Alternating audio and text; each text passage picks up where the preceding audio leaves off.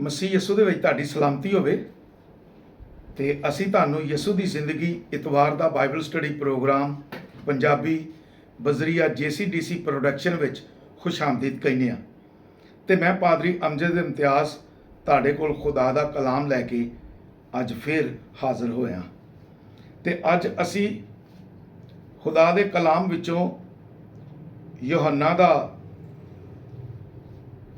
ਪਹਿਲਾ ਖਤ ਤੇ ਉਹਦੇ ਦੂਜੇ ਬਾਬ ਚੋਂ ਪੜਾਂਗੇ। ਪਹਿਲਾ ਯੋਹੰਨਾ ਦੂਜਾ ਬਾਬ ਉਹਦੀ 18ਵੀਂ ਆਇਤ ਤੋਂ ਅਸੀਂ ਖੁਦਾ ਦੇ ਕਲਾਮ ਦੇ ਵਿੱਚੋਂ ਪੜਾਂਗੇ।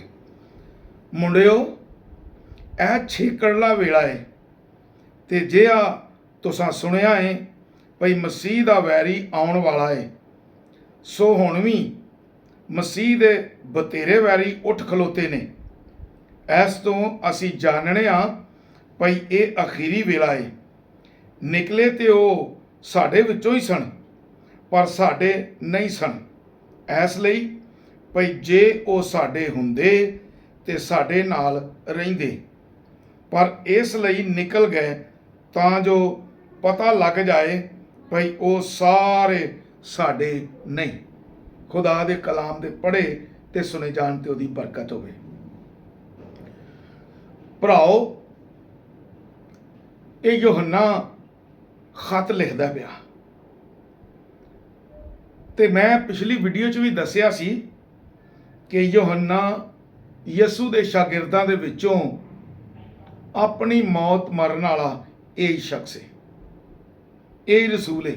ਬਾਕੀ ਸਾਰੇ ਕਤਲ ਕੀਤੇ ਗਏ, ਲੇਕਿਨ ਇਹ ਆਪਣੀ ਮੌਤ ਮਰਿਆ। ਲੇਕਿਨ ਇਹਨੇ ਦੁੱਖ ਮੁਸੀਬਤਾਂ ਬੜੀਆਂ ਸਹੀਆਂ।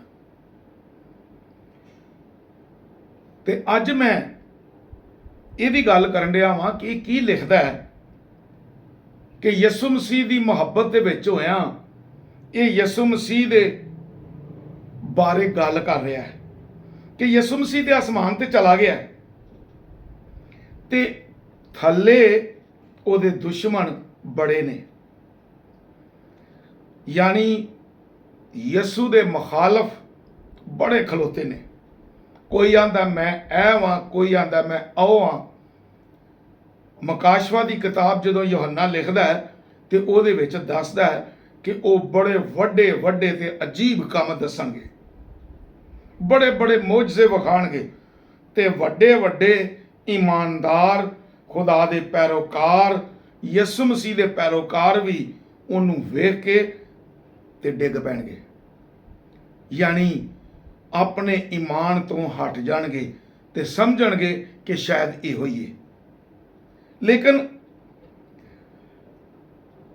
ਅਸੀਂ ਅੱਜ ਇਹਦੇ ਤੇ ਗੱਲ ਕਰਾਂਗੇ। ਲਿਖਿਆ ਵੀ ਨਿਕਲੇ ਤੇ ਉਹ ਸਾਡੇ ਵਿੱਚੋਂ ਹੀ ਸਨ, ਪਰ ਸਾਡੇ ਨਹੀਂ ਸਨ। ਯਾਨੀ ਇਹਦਾ ਮਤਲਬ ਹੈ ਕਿ ਮੁਖਾਲਫ ਖਲੋਣ ਵਾਲੇ, ਮੁਖਾਲਫਤ ਕਰਨ ਵਾਲੇ, ਯਿਸੂ ਮਸੀਹ ਦੀ ਮੁਖਾਲਫਤ ਕਰਨ ਵਾਲੇ ਸਾਡੇ ਵਿੱਚੋਂ ਹੀ ਨਿਕਲਣਗੇ। ਤੇ ਸਾਡੇ ਵਿੱਚੋਂ ਤੋਂ ਮੇਰੀ ਮੁਰਾਦ ਜਿਹੜੀ ਹੈ, ਮੇਰੀ ਗੱਲ ਕਰਨ ਦਾ ਮਤਲਬ ਜਿਹੜਾ ਹੈ ਉਹ ਇਹ ਵੇ ਕਿ ਇਹ ਨਹੀਂ ਕਿ ਪਾਕਿਸਤਾਨ ਚੋਂ ਨਿਕਲਣਗੇ। ਪਾਕਿਸਤਾਨ 'ਚ ਉਹਦੀਆਂ ਸ਼ਾਖਾ ਹੋ ਸਕਦੀਆਂ ਨੇ, ਪਾਕਿਸਤਾਨ 'ਚ ਉਹਦੀਆਂ ਤਾਸੀਰਾਂ ਹੋ ਸਕਦੀਆਂ ਨੇ, ਪਾਕਿਸਤਾਨ ਦੇ ਵਿੱਚ ਮੁਖਾਲਫੇ ਮਸੀਹ ਦੇ ਮੰਨਣ ਵਾਲੇ ਹੋਣਗੇ। ਲੇਕਿਨ ਇਹ ਦਰਅਸਲ ਗੱਲ ਕੀਤੀ ਜਾਣ ਰਹੀ ਹੈ ਉਸ ਵਕਤ ਦੇ ਯਹੂਦੀਆਂ ਨਾਲ ਤੇ ਉਸ ਵਕਤ ਦੇ ਉੱਥੋਂ ਦੇ ਗੈਰ ਕੌਮ ਲੋਕਾਂ ਨਾਲ ਕਿ ਮੁਖਾਲਫੇ ਮਸੀਹ ਉੱਠੇਗਾ, ਯਿਸੂ ਦਾ ਵੈਰੀ ਉੱਠੇਗਾ ਤੇ ਉਹ ਯਿਸੂ ਨਾਲ ਦੁਸ਼ਮਣੀ ਕਰੇਗਾ, ਯਿਸੂ ਦੀ ਤਾਲੀਮ ਨਾਲ ਦੁਸ਼ਮਣੀ ਕਰੇਗਾ ਤੇ ਯਿਸੂ ਦੇ ਖਿਲਾਫ ਤਾਲੀਮ ਦੇਗਾ ਤੇ ਇੰਨੀ ਤਾਲੀਮ ਦੇਗਾ ਕਿ ਲੋਕ ਉਹਦੇ ਪੈਰੋਕਾਰ ਹੋ ਜਾਣਗੇ। ਤੇ ਪੈਰੋਕਾਰ ਇੰਜ ਦੇ ਹੋਣਗੇ ਕਿ ਮਕਾਸ਼ਵਾ ਦੀ ਕਿਤਾਬ ਜਦੋਂ ਤੁਸੀਂ ਪੜ੍ਹਨੇ ਆ ਤੇ ਲਿਖਿਆ ਕਿ ਅਸਮਾਨ ਤੋਂ ਲੈ ਕੇ ਜ਼ਮੀਨ ਤੱਕ ਉਹਨੂੰ ਅੱਗ ਜਿਹੜਾ ਉਹ ਸੁੱਟਣ ਦਾ ਅਖਤਿਆਰ ਹੋਏਗਾ। ਅਸਮਾਨ ਤੋਂ ਅੱਗ ਜ਼ਮੀਨ ਤੱਕ ਹੋਏਗੀ ਤੇ ਲੋਕ ਵੇਖ ਕੇ ਹੈਰਾਨ ਹੋਣਗੇ ਕਿ ਵਾਕਈ ਇਹ ਸ਼ਖਸ ਮੌਜਜ਼ੇ ਕਰਨ ਵਾਲਾ ਹੈ, ਇਹ ਸ਼ਖਸ ਅਜੀਬ ਕੰਮ ਕਰਨ ਵਾਲਾ ਹੈ ਤੇ ਇਹੋ ਹੀ ਯਿਸੂ ਮਸੀਹ ਹੈ। ਲੇਕਿਨ ਸਾਨੂੰ ਕਿਹਾ ਗਿਆ ਕਿ ਤੁਸੀਂ ਯਕੀਨ ਨਾ ਕਰਨਾ ਕਿ ਉਹਦੇ ਕੰਮ ਬੜੇ ਹੋਣਗੇ। ਉਹਨੂੰ ਇੱਥੋਂ ਤੱਕ ਅਖਤਿਆਰ ਮਿਲਿਆ ਹੋਏਗਾ ਕਿ ਉਹ ਇੱਕ ਮਿੱਟੀ ਦਾ ਬੁੱਤ ਬਣਾਏਗਾ ਤੇ ਉਹਦੇ ਵਿੱਚ ਉਹ ਰੂਹ ਵੀ ਪਾਵੇਗਾ ਤੇ ਉਹ ਜਿਹੜਾ ਬੁੱਤ ਹੈ ਉਹ ਬੋਲੇਗਾ ਤੇ ਜਿੰਨੇ ਲੋਕ ਉਸ ਬੁੱਤ ਨੂੰ ਵੇਖਣਗੇ ਤੇ ਸਜਦਾ ਵੀ ਕਰਨਗੇ ਤੇ ਜਿਹੜੇ ਸਜਦਾ ਨਹੀਂ ਕਰਨਗੇ ਉਹਨਾਂ ਨੂੰ ਉਹ ਕਤਲ ਵੀ ਕਰਾਏਗਾ। ਯਾਨੀ ਕਿ ਉਹ ਜਿਹੜਾ ਮੁਖਾਲਫੇ ਮਸੀਹ ਹੈ, ਜਿਹੜਾ ਯਿਸੂ ਦਾ ਵੈਰੀ ਹੈ, ਉਹ ਇੱਥੋਂ ਤੱਕ ਵੱਡੇ ਵੱਡੇ ਕੰਮ ਕਰੇਗਾ। ਲੇਕਿਨ ਮੈਂ ਭਰਾਓ ਅੱਜ ਗੱਲ ਕਰਨਾ ਚਾਹਨਾ, ਖਾਸ ਤੌਰ ਤੇ ਮੁੰਡਿਆਂ ਨੂੰ ਦੱਸਣਾ ਚਾਹਨਾ, ਇਹ ਛੇਕੜਲਾ ਵੇਲਾ ਹੈ। ਇਸ ਛੇਕੜਲੇ ਵੇਲੇ ਤੇ ਆਪਣੇ ਆਪ ਨੂੰ ਸੰਭਾਲੋ ਤੇ ਆਪਣੇ ਆਪ ਨੂੰ ਐਂਦਾ ਸੰਭਾਲੋ। ਮੁੰਡੇ ਕੁੜੀਆਂ, ਨਵੀਂ ਜਨਰੇਸ਼ਨ ਜਿਹੜੀ ਹੈ, ਨਵੇਂ ਬੱਚੇ ਜਿਹੜੀ ਆਉਣ ਵਾਲੀ ਪੁਸ਼ਤ ਹੈ, ਆਉਣ ਵਾਲੀ ਨਸਲ ਹੈ, ਸਾਡੀ ਆਉਣ ਵਾਲੀ ਜਿਨਸ ਹੈ, ਉਹਨਾਂ ਨਾਲ ਖਾਸ ਗੱਲ ਕਰ ਰਿਹਾ ਕਿ ਆਪਣੇ ਆਪ ਨੂੰ ਸੰਭਾਲੋ ਤੇ ਖੁਦਾ ਦੇ ਕਲਾਮ ਤੇ ਚੱਲੋ, ਇਸ ਲਈ ਕਿ ਯਿਸੂ ਮਸੀਹ ਦੀ ਸਹੀ ਪੈਰਵੀ ਕਰੋ, ਸਹੀ ਪੈਰੋਕਾਰ ਬਣ ਜਾਓ, ਤਾਂ ਜੋ ਤੁਸੀਂ ਉਹਦੇ ਸੱਚੇ ਪੈਰੋਕਾਰ ਬਣ ਕੇ ਜ਼ਿੰਦਗੀ ਗੁਜ਼ਾਰੋ।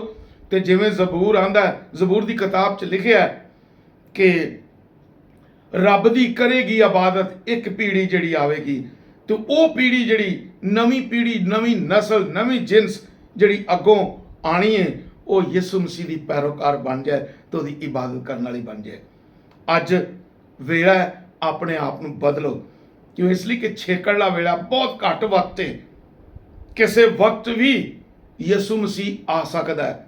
ਇਸ ਲਈ ਕਿ ਵਕਤ ਬਹੁਤ ਕਰੀਬ ਹੈ ਤੇ ਅੱਜ ਮੈਂ ਇਹੋ ਹੀ ਗੱਲ ਕਰਨਾ ਚਾਹੁੰਦਾ ਵਾਂ ਕਿ ਮੁੰਡਿਓ ਤੇ ਕੁੜੀਓ, ਆਪਣੇ ਆਪ ਨੂੰ ਸੰਭਾਲੋ ਤੇ ਇੱਕ ਨਵੀਂ ਨਸਲ ਜਿਹੜੀ ਖੁਦਾ ਦੀ ਇਬਾਦਤ ਕਰਨ ਵਾਲੀ ਹੈ, ਉਹਦੇ ਵਰਗੇ ਬਣੋ, ਤਾਂ ਖੁਦਾ ਨੂੰ ਤੁਸੀਂ ਪਸੰਦ ਆ ਸਕੋ ਤੇ ਖੁਦਾ ਦੀ ਹਜ਼ੂਰੀ 'ਚ ਮਕਬੂਲ ਹੋ ਸਕੋ ਤੇ ਅਸਮਾਨੀ ਬਾਦਸ਼ਾਹੀ ਦੇ ਵਿੱਚ ਵੀ ਜਾ ਸਕੋ।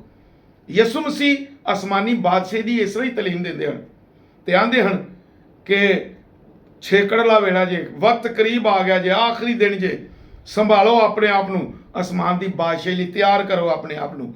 ਤੇ ਅੱਜ ਮੈਂ ਮੁੰਡਿਆਂ ਤੇ ਕੁੜੀਆਂ ਨੂੰ, ਨੌਜਵਾਨਾਂ ਨੂੰ ਖਾਸ ਤੌਰ ਤੇ ਕਹਿਣਾ, ਛੇਕੜਲਾ ਵੇਲਾ, ਤੋਬਾ ਕਰੋ ਤੇ ਆਪਣੇ ਆਪ ਨੂੰ ਸੰਭਾਲੋ ਤੇ ਖੁਦਾ ਦੀ ਇਬਾਦਤ ਕਰਨ ਵਾਲੇ ਬਣੋ ਤੇ ਖੁਦਾ ਦੀ ਪ੍ਰਸਤਿਸ਼ ਕਰਨ ਵਾਲੇ ਬਣੋ। ਖੁਦਾਵੰਦ ਤੁਹਾਨੂੰ ਬਰਕਤ ਦੇਵੇ ਤੇ ਇਸ ਕਲਾਮ ਤੇ ਅਮਲ ਕਰਨ ਦੀ ਤੌਫੀਕ ਦੇਵੇ, ਤਾਂ ਜੋ ਤੁਸੀਂ ਯਿਸੂ ਮਸੀਹ ਦੇ ਸੱਚੇ ਪੈਰੋਕਾਰ ਬਣ ਜਾਓ। ਆਮੀਨ।